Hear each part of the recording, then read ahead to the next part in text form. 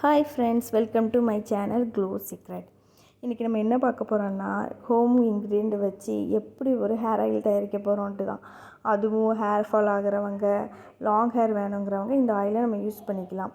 வாங்க வீடியோக்குள்ளே போகலாம். இதுக்கு தேவையான பொருட்கள்: நாட்டு சக்கை எண்ணெய், தேங்காய் எண்ணெய் 1 கப், வெங்காயம் 1, மிக்சியில் நம்ம சாறு எடுத்து வச்சுக்கணும் அடித்து, வெந்தயம் 2 டீஸ்பூன், செம்பருத்தி 3.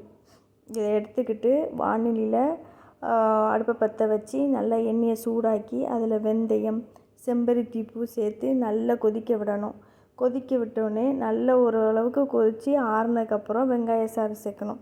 இந்த எண்ணெய் எதுக்கு யூஸ் ஆகுதுன்னா, ஹேர் லாஸை குறைக்கும், புதிய முடி வளர்கிறதுக்கு உதவும். இது ஒரு ஹெர்பல் ஹேர் ஆயில், அதனால் தாராளமாக யூஸ் பண்ணலாம்.